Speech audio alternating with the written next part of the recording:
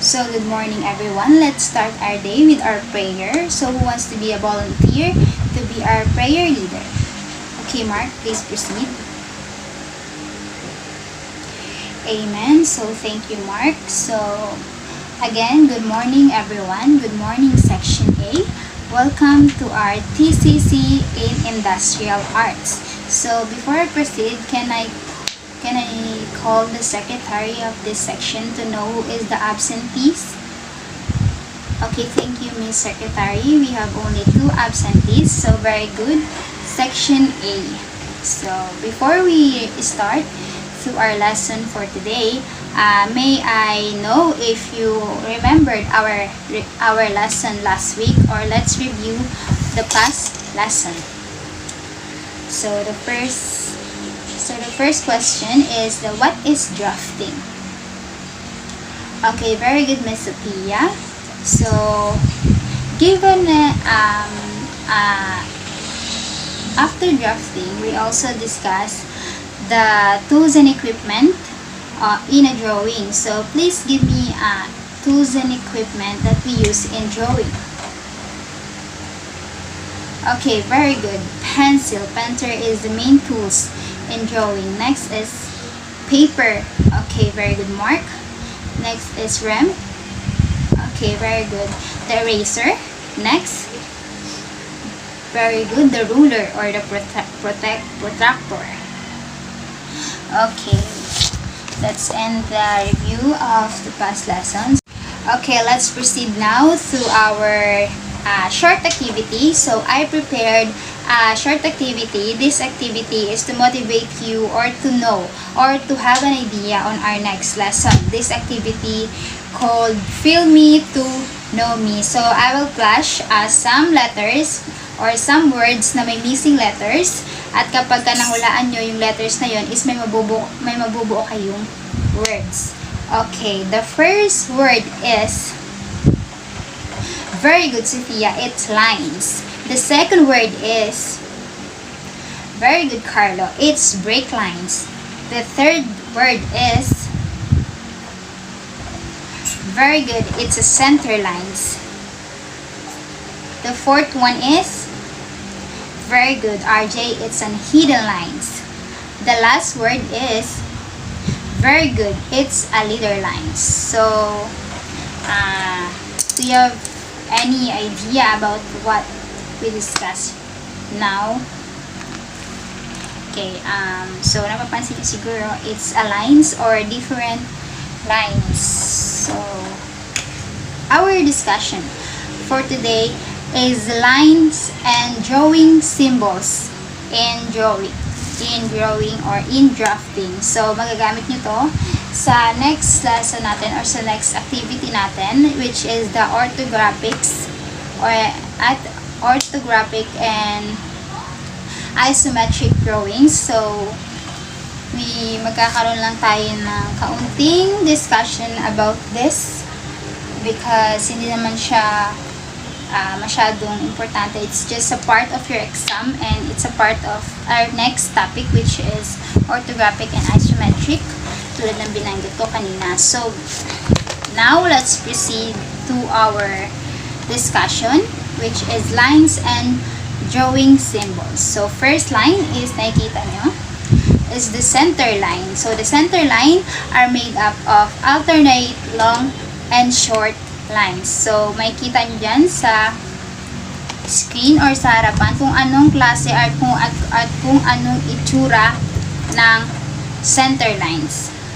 So, pakitandaan na lang yung lines kasi meron din kayong activity mamaya and magdo-drawing din po kayo. The second line is the dimension lines. The dimension line is a light solid line broken at the midpoint for the intersection and measurement indication, and having opposite pointing arrowheads. So, both are having arrowheads. So, kung makikita nyo, ganyan siya. It's a thick line or makapal na guhit. So, pakitandaan na lang. Next is the extension lines. Extension lines is from the root word extend. It is used to extend line. They are very narrow and have a short break. It's similar to dimension line, but the extension line is just thin lang. Okay. Next is the sectioning lines. Sectioning lines is an indicate to expose the surfaces of an object in the sectional view. So, nakikita nyo, yung sectional view is parang siyang not fully shaded. It's parang box, then guhit-guhit siya sa loob. It's just like an intersection road. Kung makikita nyo, kung kapag dumadaan kayo sa isang intersection road, meron kayo makikitang ganyang line or ganyang itsura na parang hindi siya fully shaded. Next is the phantom lines. Phantom lines indicate the alternate positions of the objects in the relative position of a missing part. So, ang phantom line, alam niyo ba ang phantom is just like a voice. It's bababa, tataas, bababa, tataas. But these phantom lines, it's just derecho, then maliit na line, long lines, then maliit ulit, dalawang lines, then long lines. So, pinapakita ko naman sa inyo kung ano yon. So, ito, yan ang phantom lines. Phantom lines, sorry, nagbubulol ako. It's a phantom lines. It's a long line, then break, then short lines, then long lines. Okay, next. Ito, kanina ko pa ito sinasabi. The break lines indicates the portions of the objects is not shown on the drawing. Short breaks, ito, break lines, meron siyang dalawang uri. The short breaks and the long breaks. Ang short breaks are made by the solid freehand lines. So, isang diretso lang siya na makapal. Next is the long break, solid ruled lines with zigzag. So, ito, makikita nyo sa screen. So, kung ano yung dalawang uri ng break lines, merong isang diretso na makapal at meron din siyang zigzag lines. Okay, natatandaan nyo pa ba yung mga lines? Kasi you have, tulad sinabi ko kanina, magkakaroon kayo ng activity na drawings. Next is the leader lines. So, ang leader lines, it's a solid one's arrowhead. So, kanina, kung ang dimension line, meron dalawang arrowhead. So, makikita nyo sa screen na ang leader lines ay meron lang isang arrowhead o may isang sinusundan lang, which is derecho, which is lead. From the word lead, leader lines. Next is the hidden. Hidden lines indicate the invisible edges or contours. From the word hidden, nakatago or hindi makikita, it's indicate invisible edges. So, or contours. Ganyan ang itsura ng hidden lines. It's putol-putol or break-break, short lang, short lines, short lines, short lines. Outline or visible lines. So, it's used for all lines on drawing representing visible lines on the object. So, kung makikita nyo, it's just an straight, makapal na lines. So, ayan, makikita nyo naman sa screen. Pakitandaan na lang ulit. And the last type of lines is stitch. Alam nyo ba yung sa mananahe? Yeah, it's connected to sewing. So, it's stitch lines is just like a sewing lines, very short dashes. It's just a short and manipis na drawing or manipis na line. So, those are the different types of lines and their symbols. So, magagamit nyo yan nga sa susunod nating activities next week. But, from now, meron kayong activity na syempre connected to our lesson. So, we have 10 different kinds of line, which is the center lines, dimension lines, extension lines, sectioning lines, phantom lines, break lines, leader lines, hidden lines, outline or visible lines, and the last is the stitch lines. And pinakita ko rin kanina yung mga symbol ng different lines. Okay? Okay, class, do you have any clarification or questions about what we tackled earlier about the lines and drawing symbols? Okay, for now, I will show a symbol and you will identify what kind of line it is. So the first symbol is, very good Joshua, it's a center line. Next symbol is, very good Rem, it's an extension lines. The next symbol is, very good Regine, it's a break lines. The fourth symbol is, yes, very good, it's a leader line. Okay, our last symbol, very good, it's a stitch lines. Okay, mukha naman natandaan niyo yung mga symbols at meron kayong natutunan sa ngayong discussion. It's only a brief discussion because it's only part of your exam. And magagamit nyo nga, tulad sinabi ko kanina, magagamit nyo yun sa next activity natin last week. But we have an activity now based on our discussion.